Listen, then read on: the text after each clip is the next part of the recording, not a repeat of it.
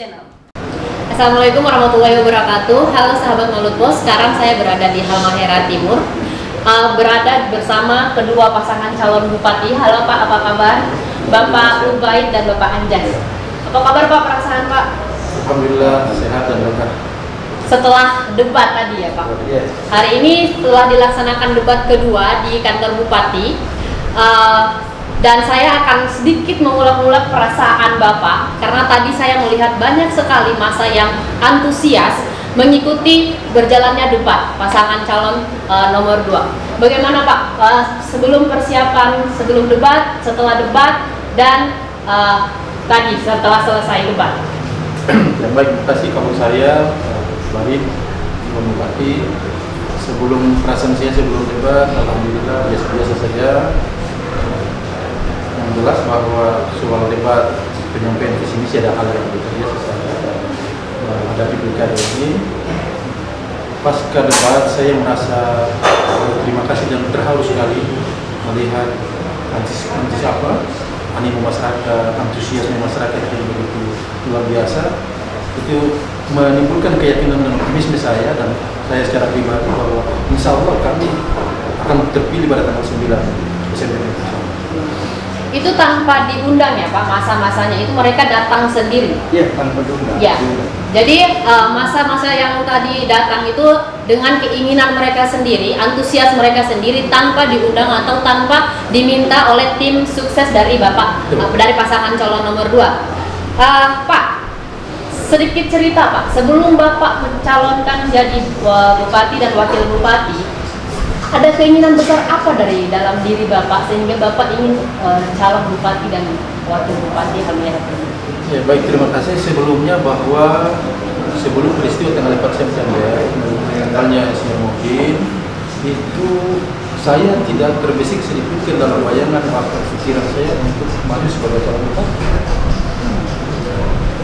Namun karena terjadi peristiwa tanggal 4 September, aku dipanggil oleh Maha Kuasa, lalu kemudian kesepakatan seluruh partai koalisi pengusutan hukum dengan musyawarah dengan pihak keluarga, maka saya kemudian disepakati untuk menggantikan beliau. Yang saat itu muncul pada perasaan saya adalah keinginan hanya untuk semata-mata melanjutkan cita-cita besar dan keinginan dalam waktu itu semata-mata apa yang diinginkan. Mungkin itu perasaan dan harapan saya, mungkin ditambah. Ya. Saya kira ini kehadiran Pak Bupati ini sesuatu yang bagi kita manusia ini di luar prediksi. Oleh itu menurut saya ini besar campur tangan dari kuasa. Kalau insya Allah ini tanda-tanda kebesaran Allah yang menunjukkan hadirnya seorang pemimpin di daerah ini.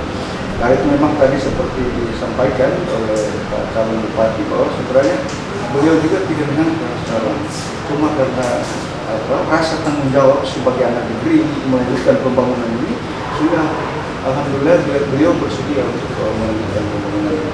Karena itu saya kira insya Allah di 9 Desember nanti dengan antusias masa yang tadi insya Allah ini tetap bisa dipertahankan karena 2 kali debat ini masa kita itu tanpa diundang. Wow.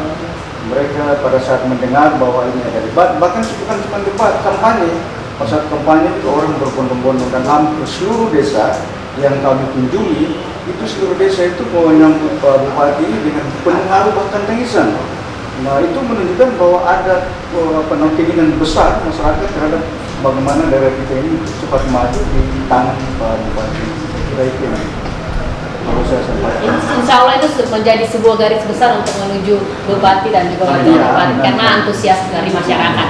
Oke Pak, sebelum saya masuk ke visi dan misi, otomatis Bapak merangkum visi dan misi mempunyai gambaran besar tentang permasalahan yang ada di Halmahera Timur sehingga Bapak merumuskan visi dan misi besar yang nanti menjadi program kerja Bapak. Kira-kira permasalahan yang menjadi permasalahan pokok di Halmahera Timur itu apa-apa aja Pak? Kalau saya pertama kita ini dihitung dari pelaksanaan pemerintahan Pak Bupati pertama itu 2005, praktis kita baru 15 tahun. Tapi kalau dihitung secara definitif kabupaten ini lahir memang sudah 17 tahun. Nah, cuma dalam konteks penyelenggaraan pemerintahan dan pembangunan yang dipimpin oleh Bupati Definitif saat ini 15 tahun itu soalnya. Nah, karena itu saya kira tantangan kita masih soal bagaimana membuat Halmahera Timur ini terakses. Ya, karena itu saya lihat di bidang infrastruktur saat ini kita masih ada punya tantangan, khususnya di wilayah Waseda Utara dan Maluku Utara, khusus infrastruktur jalan itu belum seluruhnya terhubung. Kemudian sarana dan prasarana lain, misalnya telekomunikasi, masih terdapat dari 102 desa itu kurang lebih 10 desa yang masih blank spot untuk penerimaan jaringan itu. Nah, selain dari sarana dan prasarana wilayah, tantangan kita juga soal sumber daya manusia saat ini. Sumber daya manusia kita itu kalau berdasarkan data saat ini juga tamatan perguruan tinggi masih kurang. Sementara kewenangan perguruan tinggi dan SMA itu bukan kita. Karena itu Pak Bupati dalam beberapa kesempatan di kampanye sudah menetapkan bahwa kita tetap melanjutkan pendidikan gratis. Selain sumber daya manusia, tantangan kami juga soal ekonomi. Apalagi saat ini kita menghadapi wabah pandemi global ini juga menjadi tantangan besar. Nah, di sisi lain kita ini Halmahera Timur ini ibarat Indonesia kecil, miniaturnya Indonesia. Karena itu bermacam-macam suku, kemudian ada 5 agama semua di sini. Sehingga Pak Bupati dan saya seolah kami tetap berkomitmen bahwa upaya-upaya untuk bagaimana mengatasi permasalahan itu, tapi kalau kita tidak mampu menciptakan stabilitas sosial, politik, dan hukum, saya kira kita tidak mampu melakukan pembangunan secara stabil dan damai. Saya itu permasalahan besar yang kita hadapi saat ini. Setelah itu coba Pak rumuskan sedikit visi dan misi dan juga program gambaran besar yang nanti Bapak akan lakukan. Ya, karena itulah maka kami pasangan nomor 2 berkeinginan untuk bagaimana daerah kita ini dan maju sebagaimana daerah lain setara dengan kemudian masyarakat ini hidup sejahtera. Karena itu misi besar kami yang kami tetapkan adalah Halmahera Timur yang maju dan sejahtera. Itu visi-visi besar kami. Nah, untuk mewujudkan visi itu lalu kemudian kami menetapkan 5 misi. Yang pertama melanjutkan pembangunan sumber daya manusia, yang kedua melanjutkan pembangunan infrastruktur sebagaimana tadi sudah dijelaskan menjawab gap-gap yang terjadi di masyarakat. Yang ketiga melanjutkan pembangunan ekonomi kerakyatan dan terus mendorong investasi. Yang keempat itu bagaimana tata kelola pemerintahan ini baik di pemerintahan tingkat desa, kecamatan sampai dengan kabupaten kota. Tata kelolanya kemudian kita mereformasi birokrasi sehingga PNS yang bekerja di dalam itu betul-betul kami menerapkan sistem baru, sistem itu. Kemudian yang kelima adalah tadi stabilitas, kita menjaga stabilitas sosial, politik, keamanan, itu dalam rangka untuk memajukan Halmahera Timur dan masyarakat bisa hidup dengan sejahtera. Kira-kira itu. Saya mungkin akan bertanya poin per poin dari visi dan misi dari Bapak. Pertama, akses jalan, Pak. Akses jalan kan yang kita tahu tidak merata nih dari semua. Mungkin dari Bicoli, saya pernah ke Bicoli dan akses jalan di sana mungkin belum layak. Pertama akses jalan, yang kedua kesehatan, rumah sakit, yang ketiga juga pendidikan mengajar. Jadi ketiga masalah ini yang terdapat di Bicoli, desa Bicoli, itu mungkin belum terselesaikan dengan baik. Bagaimana kalau Bapak insya Allah menjadi bupati, bagaimana Bapak strategi Bapak untuk mengatasi masalah ini? Ya, baik, saat ini memang Bicoli itu sebagai salah satu ibu kota kecamatan. Saya sama Pak Haji ini berkomitmen ke depan ibu kota kecamatan di 10 kecamatan bukan saja Bicoli, tantangan infrastruktur jalan jembatan termasuk kesehatan dan pendidikan kami akan dorong. Pertama adalah bagaimana melakukan penataan Bicoli itu di dalamnya ada 3 desa sebagai pusat pemerintahan dan pusat kecamatan. Praktis kalau penataan itu disertai dengan bagaimana peningkatan jalan. Tapi saya sama Pak Haji juga agak bersyukur bahwa almarhum Pak Mudin sebelum berpulang itu beliau sudah mampu membuka akses dari Bicoli kecamatan ke wilayah perbatasan, walaupun masih jalan tanah. Dan insya ke depan ini yang tinggal kita tingkatkan, dan sebelum juga almarhum meninggal itu sudah peningkatan status ini kewenangan kabupaten. Insya Allah di 2021 ini ada penetapan dari balai PUPR untuk meningkatkan status jalan itu. Kemudian soal pendidikan, sebenarnya kalau pendidikan layak itu ada 2 hal. Satu sarana dan kedua adalah prasarana. Sarana berkaitan dengan sekolah. Saya lihat kalau di sana alhamdulillah juga kita sudah punya, mungkin soal penunjang lain, misalnya buku paket, kemudian perpustakaan, kemudian soal kompetensi guru. Nah, ke depan ini akan menjadi perhatian karena bukan cuma muncul di 10 kecamatan ini, untuk ke depan ini menjadi perhatian saya sama Pak Haji ini untuk kita dorong sehingga 10 kecamatan ini muncul sebagai pusat-pusat pertumbuhan ekonomi yang baru di Halmahera Timur ke depan. Jadi tidak terfokuskan satu, tapi insya Allah Bapak membangun semuanya, bukan seluruh 10 kecamatan yang ada di Halmahera Timur. Karena itu sudah masuk di 22 program unggulan kami. Ya, luar biasa. Saya tambahkan dari aspek pendidikan. Jadi itu tadi kami memastikan benar seluruh siswa usia sekolah itu harus betul-betul mendapatkan akses pendidikan, baik mereka yang hidup di pesisir maupun yang hidup di pedalaman dan terpencil-pencil. Karena itu untuk mendekatkan pelayanan pendidikan terutama saudara-saudara yang di pedalaman dan terpencil-pencil, kami punya satu konsep sekolah yang namanya sekolah alam atau sekolah lima. Maksudnya apa? Supaya itu terintegrasi dengan kehidupan budaya lokal mereka yang ada di situ, sehingga budaya mereka itu tidak serta-merta itu langsung hilang, tapi itu terintegrasi, kita bisa kembangkan itu. Kira-kira dia. Ya, betul sekali.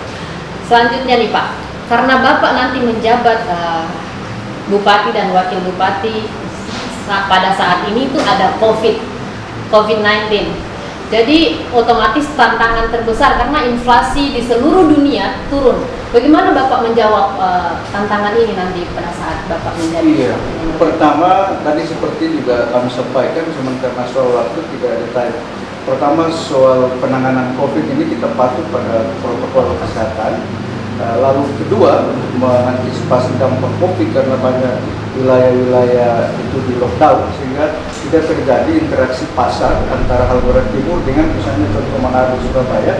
Akibatnya aktivitas ekonomi menurun, kemudian pendapatan juga menurun, mempengaruhi pada daya beli dan tingkat konsumsi masyarakat pun turun. Nah, ke depan sektor yang kami anggap tangguh itu adalah pertanian dan perikanan. Karena kedua sektor ini tanpa kita melakukan transaksi atau perdagangan antar pulau, tapi ketika kita hidupkan, praktis masyarakat itu bisa hidup. Karena tidak perlu kita kirim atau ekspor antar pulau, cukup konsumsi internal. Ini insya Allah juga selain untuk kebutuhan pangan, ketersediaan pangan masyarakat lokal, juga bisa meningkatkan income masyarakat di wilayah Halmahera Timur ini. Saya kira itu dalam kepentingan jangka panjang. Kalau jangka pendek saya kira langkah-langkah penanganan dilakukan pemerintah pusat, saya kira insya Allah melalui refocusing maupun beberapa perubahan penganggaran ke depan ini yang akan kami dorong, dan insya Allah pengembangan kegiatan ekonomi yang cepat mendatangkan income bagi masyarakat ini akan menjadi perhatian saya sama Pak Haji. Oke, selanjutnya saya mau bertanya, karena di Halmahera Timur itu kan kaya akan potensi sumber daya alam, dan salah satu sumber daya alamnya ada dieksploitasi, ada pertambangan di Buli. Karena eksploitasi yang sangat besar dari pertanian, perikanan, dan juga pertambangan itu mengakibatkan kerugian yang besar juga untuk terhadap masyarakat Halti. Bagaimana Bapak sebagai Bupati dan juga Wakil Bupati menanggapi hal ini? Ya, pertama kalau kita baca di struktur lapangan usaha kita dari 17 sektor ekonomi, memang saat ini kontribusi terbesar itu pertambangan. Nah, dia sampai 2019 ini kontribusinya cukup besar. Sementara kalau kita lihat di situ itu masyarakatnya kecil, yang ada hanya tenaga kerja, dan yang menikmati dari pertumbuhan itu kan pemain-pemain besar. Nah, kita masyarakat itu umumnya berada di sektor pertanian, baik pangan maupun perkebunan, tapi kontribusi dari 17 sektor itu bahkan dia cuma level ke 11 kurang lebih.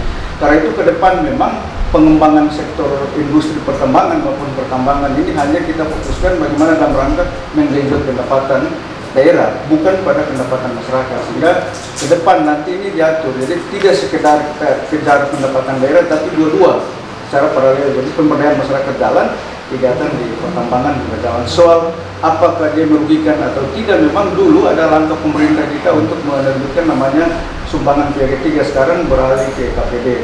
Memang kalau dari sisi penerimaan, tambang ini tidak terlalu menguntungkan bagi kita masyarakat.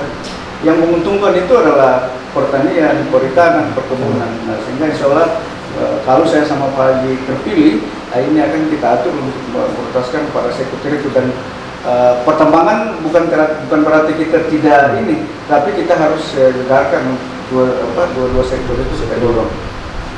Diutamakan kedua Iya, sektor. kedua Ya, sektor. betul sekali. Pak, ketika Bapak terpilih menjadi bupati dan wakil bupati, hal pertama apa yang akan Bapak lakukan? Pertama menjabat, apa yang akan Bapak lakukan sesuai dengan program kerja Bapak? Iya, pertama kami melakukan penataan birokrasi. Kenapa?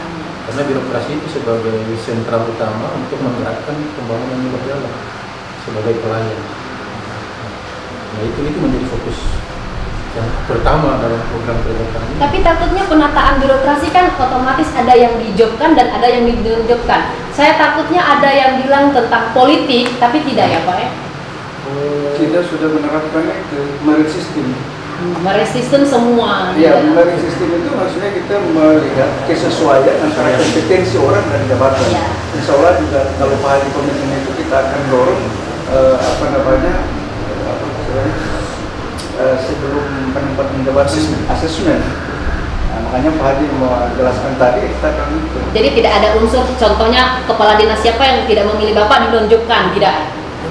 Jadi kita yang pasti bahwa dalam penataan birokrasi itu sumber inspirasi utamanya adalah dari sistem. Berdasarkan kinerja, berdasarkan yang dilakukan, kemudian sekarang asesmen. Asesmen itu kan bukan semata-mata menjadi kewenangan kabupaten Bupati, itu secara terstruktur di bawah pengawasan KSN. Jadi semua ada strukturnya. Sehingga mau siapa yang memilih dan tidak memilih itu berdasarkan dari sistem yang Jadi profesional. Profesional. Ya, betul sekali. Pak, seberapa yakin, pertanyaan terakhir nih, seberapa yakinkah Bapak akan menjadi bupati dan wakil bupati? Ya. Seberapa besar keyakinannya? Setelah kami melihat antusiasme masyarakat mulai dari kampanye dari satu desa ke desa yang lain dan satu kecamatan ke kecamatan sampai dengan 2 kali lipat sebagaimana yang saya sampaikan, kami sangat yakin dan optimis kami nomor 2 ini akan memenangkan pertarungan bertahun 9. Akhirnya kami kembalikan juga mudah-mudahan Allah memberkati dan merestui perjuangan. Satu kata terakhir Pak, kenapa masyarakat Kaltim harus memilih pasangan calon nomor 2? Iya, karena Lihat di kamera Pak, biar meyakinkan masyarakat. nomor 2 ini beda dengan nomor-nomor yang lain. Nomor 2 ini pertama kombinasi antara birokrat sejati dan politisi. Itu satu. Kemudian kedua, selain kombinasi birokrat dan birokrasi, selaku anak bangsa yang dibesarkan dan lahir di Halmahera Timur, tentu memiliki tanggung jawab dan komitmen yang kuat. Karena sebagai anak muda, kita wajib melanjutkan pembangunan yang ada di sini. Saya kira itu komitmen selaku anak bangsa yang lahir dan besar di sini. Kami memiliki tanggung jawab moral untuk bagaimana melanjutkan pembangunan ini. Ada tambahan Pak? Cukup. Oke, cukup. Terima kasih Bapak atas waktunya. Mohon maaf jika saya ada salah kata dan berbuat.